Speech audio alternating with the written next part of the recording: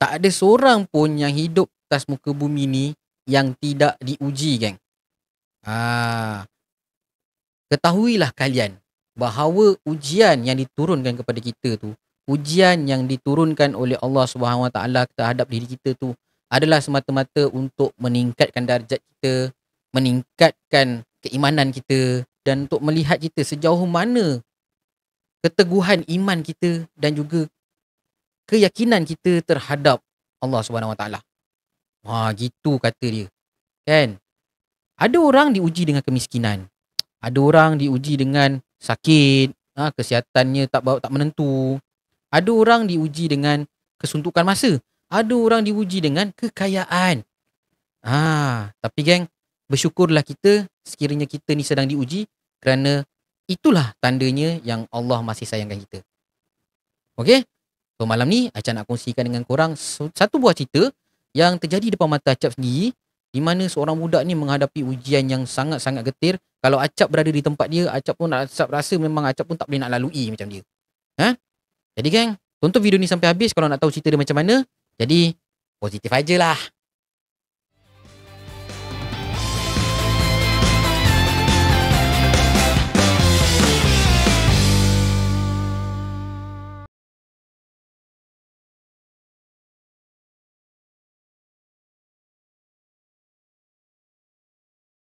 Assalamualaikum warahmatullahi taala wabarakatuh. Selamat kembali ke channel Si Tukang Cerita bersama host anda Acap Si Tukang Cerita. Macam biasa, hari ni dalam segmen positif aja ni, Acap akan sampaikan kisah-kisah positif, kisah-kisah pedoman, kisah-kisah yang memberi iktibar dan juga pengajaran untuk kita. Kisah-kisah yang berkaitan dengan stigma-stigma masyarakat kita yang berada di sekeliling ni. Okey? Kepada anda yang mungkin baru jumpa channel Si Tukang Cerita ni, Acap harap anda boleh tekan butang like, share dan subscribe tu supaya dapat memberi vibe yang positif kepada Acap untuk terus buat video-video, buat konten-konten yang sebegini. Okey? Okeylah. Berbalik kepada kisah yang Acap nak sampaikan kepada anda semua pada malam ini. Yang kisah ini berlaku di sebuah balai polis yang berada di dalam Bandaraya Kuala Lumpur lah. Kenapa berlaku dekat balai polis? Acap buat apa kat balai polis tu? Acap bukan ditangkap, Acap bukan ditahan kat balai, bukan, tidak. Tapi Acap ada meeting dekat balai polis tu. Masa tu Acap diminta mewakili Acap punya bos lah, pergi meeting dengan pegawai polis kat situ lah. Ataupun yalah pegawai polis lah, lebih tepat lagi ketua balai kat situ. Untuk buat arrangement, masa tu kita orang nak buat ni lah, nak buat apa, program untuk komuniti lah.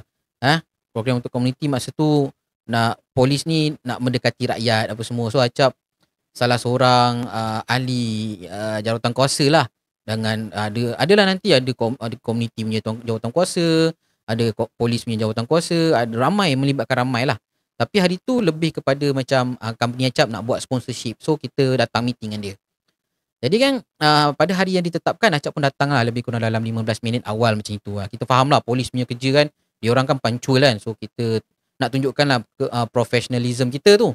Macam biasa kita masuk balai, nanti kan ada anggota-anggota dekat kaunter tu kan.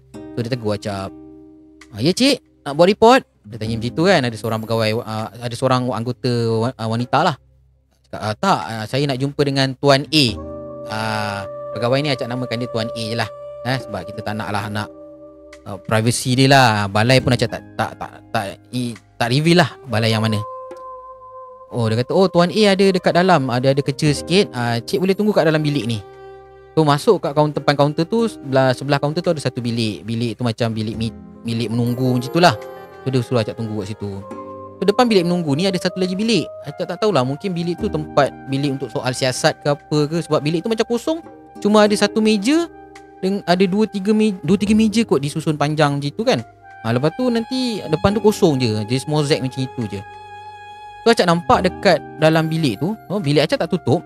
Acap tunggu duduk kat sofa macam tu, menghadap ke pintu tak tutup. Pintu depan ni pun tak tutup tau. So Acap nampak ada seorang anggota polis tengah tulis something lah dekat atas meja tu, atas kertas kan. Lepas tu dekat sebelah dia ni ada seorang pemuda berpakaian uniform kedai serba nikah tau. Acap tengok je lah, yelah mungkin dia buat report ke apa kan, ambil keterangan kan. Tapi lepas tu geng, dekat depan dia orang ni ada seorang budak tau. Tapi Acap tak nampak lah muka budak tu. Dia pakai baju warna merah, seluar jean macam itu. Dah macam kotor-kotor kan. Budak dia gelap-gelap sikit lah. Rambut dah kusuk-kusuk masai. Bergari tau. Duduk melutut dan bergari. Lepas tu Acap dengar lah macam bising-bising. Tapi Acap tak dengar lah butir-butir kata dia orang tu macam kau gini kau. Macam tu kan. Budak tu macam tengah disoal siasat lah. Ya, lepas tu Acap pun anggota tu nampak kan. Anggota tu macam cakap dengan yang berada pakai uniform sebenika ni, dia suruh tutup pintu. So berada tu pun tutup pintu. Okey lah. Dan selang beberapa minit macam itu, Tuan A datang dekat bilik yang tempat Acap nunggu tu. Dia kata, oh Ashraf, awal datang ni. Yang lain-lain belum sampai lagi ni. Kata, tak apa dah tuan, saya datang awal je kan. Takut nanti terlambat ke apa, mengganggu masa orang lain kan. Saya cakap gitu. Lepas tu dia kata, okey lah, tak apalah, saya ada kerja sekejap ni kat sebelah ni. Awak duduk dululah. Bagi saya settle kerja saya kejap. Baik tuan. Dia cakap macam itulah. Terus si Tuan A ni pun masuklah kat dalam bilik tu. Bila masuk kat dalam bilik tu, Acap dengar lah kong macam riuh lah kat dalam tu kan. Suara Tuan A macam menengking-nengking. Ada dia macam suara tegas lah, memberi macam nak tahu kan apa sebenarnya yang berlaku semua kan. Okey. Acap tunggu tu dekat dalam 20 minit, dekat setengah jam jugalah kan. So lepas tu Tuan A pun keluar. Dia panggil, minta maaf lah Ashraf dan lain-lain. Saya ada ni jap. Ashraf, itu ayah awak ada kata nak bagi saya barang. Ada ni tuan, ada kat dalam. Sebab polis ni dia kenalan ayah Acap.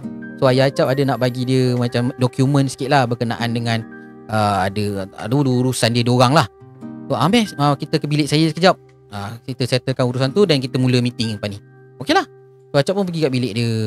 So bilik dia duduk dan dia keluarkan gari tau. Dia keluarkan gari, dia letak kat dalam laci dan dia tutup. So Acap cakap, kes apa tadi tuan? Rio tadi. Ambil keterangan ke apa? Kes dadah ke macam mana? Betul dia kata, kes mana? Oh, kes tadi tu. Dia cakap, yelah kes tadi tu lah. Kes curi, kata dia.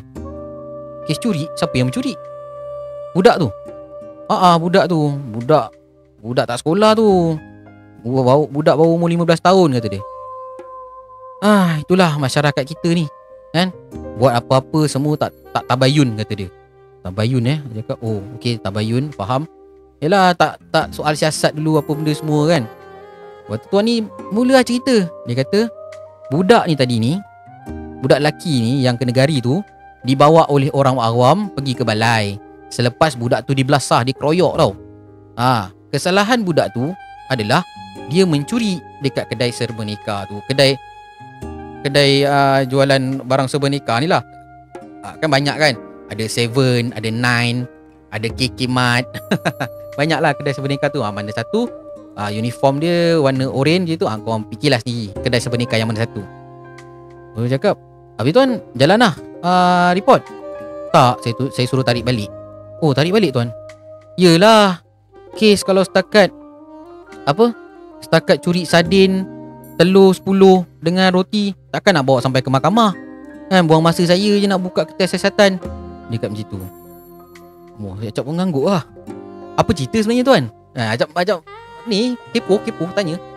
Tak ada kan. Tuan tu cerita, budak ni tadi, dia ni baru lepas kematian ayah dia. Diorang ni nak kata gelandangan pun tidak. Nak kata dia kira macam B40 lah, orang asnaf lah kan. Dan budak ni pula family dia broken family tau. Broken family. So dia masa tu satu hari ni budak ni berjalan dengan bapak dia pergi cari barang-barang lusuh lah kan. Cari macam tintin besi-besi nak jual dekat tempat recycle apa semua kan. Sebab bapak dia masa tu tak tahulah bapak dia ni kenapa tak kerja apa tu, kita tak tahulah kan. So masa dia orang tengah cari barang tu, bapak dia ni dah dilanggar kereta. Bapak dia meninggal dunia kat tempat kejadian masa tu. Lepas tu Tuan A ni tanyalah dengan budak ni, mak kau mana? Lepas tu dia kata mak dia pula penagih dadah. Tanya dia duduk kat mana? Oh, duduk dekat flat mana? Flat dekat-dekat dengan kawasan KL ni lah, kawasan ni. Lepas tu tuan dia cakap lah, oh no wonder lah, kawasan tu memang black area, kata dia. Okey lah, so tanya lah dengan budak ni, habis tu dah kenapa kau mencuri? Kata, oh saya dah 2 hari tak makan, kata dia. Ya ke kau dah 2 hari tak makan? Ya tuan, betul tuan, sumpah demi Allah tuan, saya tak makan dah 2 hari, budak tu kata. Habis 2 hari ni kau merayau mana je? Saya tak balik rumah tuan, kalau balik rumah nanti mak pukul. Nanti mak dia ceritalah mak dia bawa balik kawan, kadang isap dadah kat rumah, apa benda semua kan. Jadi dia dengan adik dia tak selesa duduk rumah tu kan. Dia dengan adik dia keluarlah, lepak-lepak kat luar, kadang-kadang tidur kat tepi jalan apa benda semua. Dia benda tu dah selalu jadilah. Dia selalu jadi masa bapak dia hidup lagi pun dia macam itu. Dia cerita. Ui, cakap biar betul tuan, ada juga jadi macam ni Macam cakap dengan tuan tu je tu. Ada Ashraf, banyak kejadian macam ini kan. Jadi tuan ni tanya, habis kau tak sekolah ke? Berhenti sekolah sebab mak dia memang tak hiraukan dia dengan adik dia kan. Pandai-pandai lah kau nak hidup sendiri, nak cari makan sendiri apa benda semua. Habis tu tuan ni tanya, habis tu kau tak reti nak kerja? Saya pergi kedai minta kerja, orang tak bagi kerja. Kadang-kadang kau dah lapar sangat, pergi minta makan kat kedai orang, kena halau. Habis selama ni kau makan macam mana? Saya ni kutip-kutip tin, jual, dapat duit saya makan lah tuan, kata macam tu. Habis ni kenapa kau mencuri? Tuan ni dia pusing lah. Psikologi kalau tanya banyak-banyak kali, kalau jawapan dia sama maknanya budak ni jujur. Tapi mujur lah, budak ni memang jujur lah. Sebab tuan ni pusing tanya, dia tetap dengan jawapan dia. Dia kata, saya dengan adik dah lapar sangat, adik saya nangis-nangis tak makan. Jadi saya tak tahu, saya tak ada duit. Kesian dengan adik saya masuklah kedai ni. Lepas tu saya ambil lah roti ni semua, roti sardin dengan telur ni. Tak makan tuan, kata dia. Lepas tu tuan tu terdiam tau. Tuan cakap saya terdiam bila dia dengar macam itu. Latar belakang keluarganya macam itu, dengan keadaan dia macam itu kan. Jadi apa yang saya buat, saya suruhlah orang yang kerja dekat kedai sebenika tadi tu tarik balik report. Jadi orang tu tak nak, orang tu berkerut dah. Dia tetap nak teruskan report juga. Sebab kalau dia tak buat report apa benda semua, nanti dia yang kena kan. Sebab kedai tu masa tu dia yang jaga. Jadi tuan cakap, macam inilah, saya bayar awak ganti rugi 2 kali ganda. Siap dengan minyak kereta awak datang sini saya bagi. Nah, ambil ni sekian-sekian duit kan. Sekarang awak tarik report, awak balik lah kan. Tarik report balik, kesianlah kat budak ni kan. Takat roti, sardin, betul dengan telur nak panjang-panjang sampai ke court, modal berapa belas ringgit. Sampai kat court kau dah buang ribu-ribu. Nak ambil lawyer apa benda bagai, nak fight dengan budak ni, tak payahlah kan. Tuan tu cakap dengan apa ni, yang kerja dekat kedai sebenika tu lah. Lepas tu yang kedai sebenika tu pun akhirnya setuju tarik report. Lepas tu tuan ni pun sekolahkan lah budak ni kan. Lain kali jangan mencuri kan. Aku lepaskan kau ni jamin polis, tapi kalau lain kali kau mencuri, aku masukkan kau kat dalam lock up. Dia kat macam tu. Okey lah, budak tu pun minta maaf banyak-banyak. Kata dia tak pernah mencuri, ni kali pertama dia mencuri sebab dia terlalu lapar, kata dia. So dengan dia punya sifat kemanusiaan tu, Tuan A pun lepaskanlah budak ni kan, gugurkan kes dia tu. Begitulah cerita dia. Dan bila Acap keluar bersama-sama dengan tuan tu nak pergi bilik meeting, Acap nampak lah satu anggota ni bawa seorang budak kecil tau, umur dalam 7 ke 8 tahun macam tu. Lepas tu Tuan A ni cakap lah, oh tu adik dia. Ni adik budak tu tadi tuan. Lepas tu Tuan A cakap lah dengan budak tu, jaga diri baik-baik, belajar elok-elok, nanti dah besar jadi orang pandai tau. Budak tu angguk-angguk je lah kan. Lepas tu Tuan A tanya lah dekat anggota tu, nak pergi hantar dia dekat rumah atuk dia ke?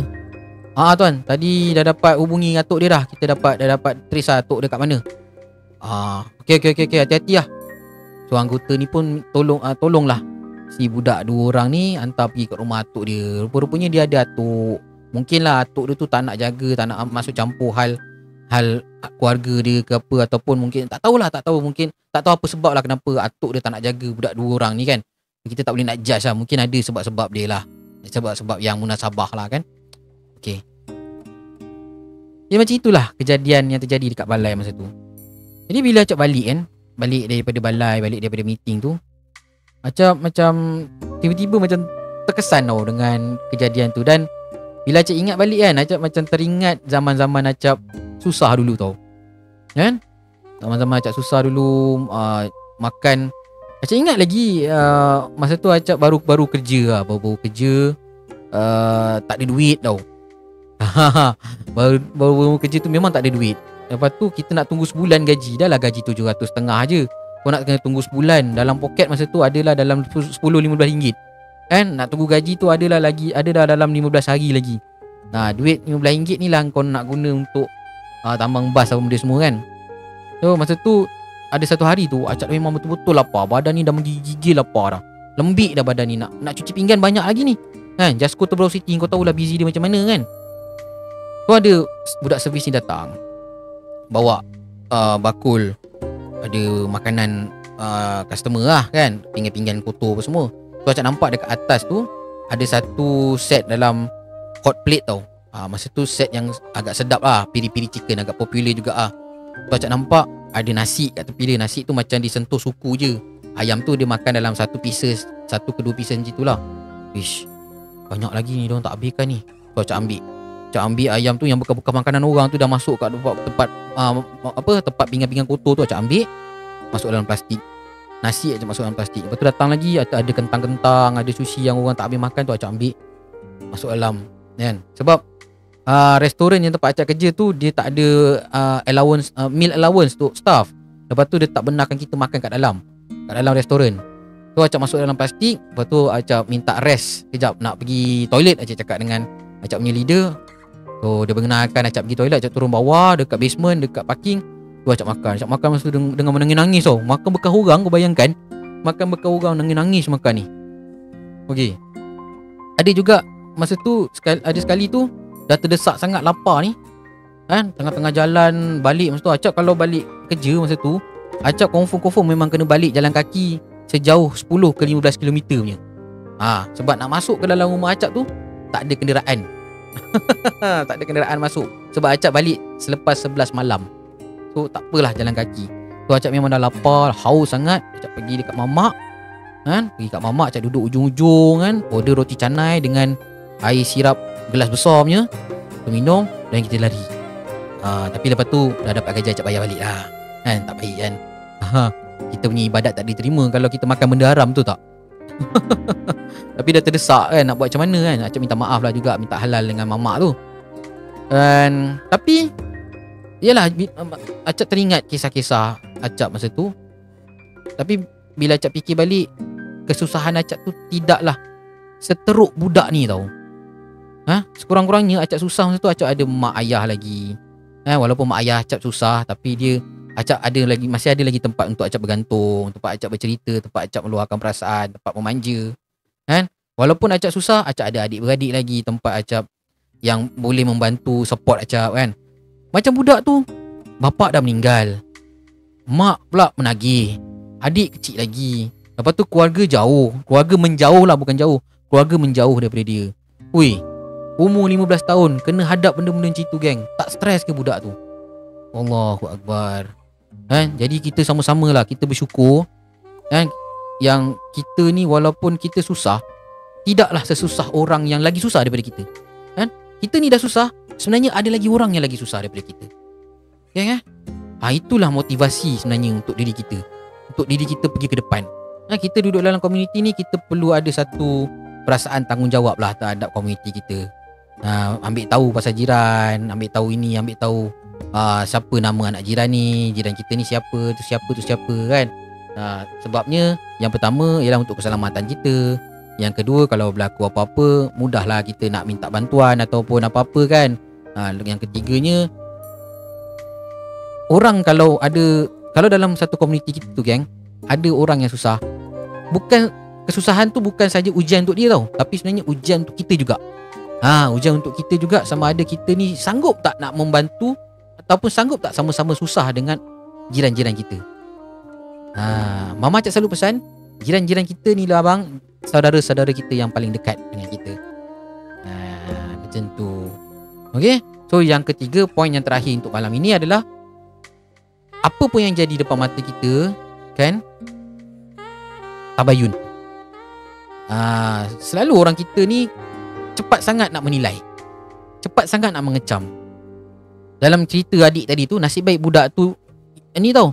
Acap lupa nak cakap, budak tu masa Acap jumpa dia, ni tangan ni luka, muka lebam, sini lebam, ni kening ni berdarah. Sian budak tu, kena belasah dia, keroyok dia orang ramai.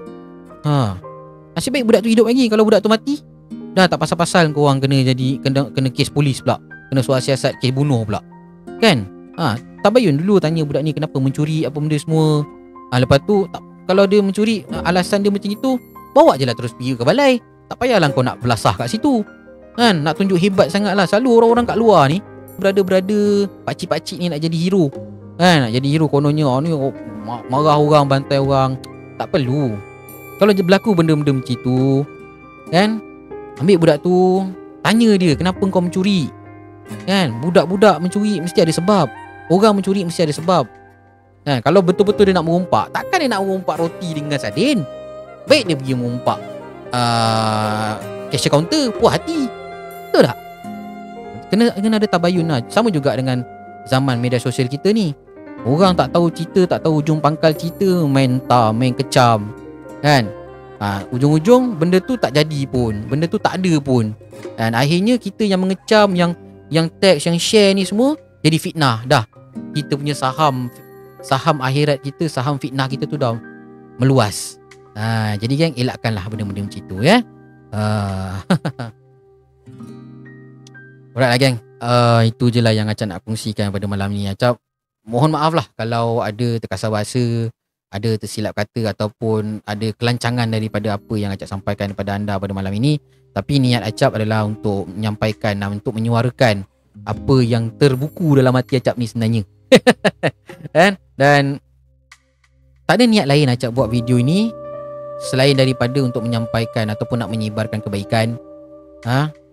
Dan Acap berharap sangat video ini ataupun konten yang Acap buat ni dapat memberikan manfaat, lebih-lebih lagi kepada diri Acap dan juga kepada anda semua yang sedang menonton. Acap harap video kali ini memberikan sedikit sebanyak pengajaran dan iktibar buat diri kita, buat anda semua yang berada di luar sana, supaya kita ni sentiasa bersyukur dengan apa yang kita ada, sentiasa peka dengan keadaan sekeliling kita, dan sentiasa tabayun ataupun cari tahu dulu perkara-perkara yang terjadi di sekeliling kita.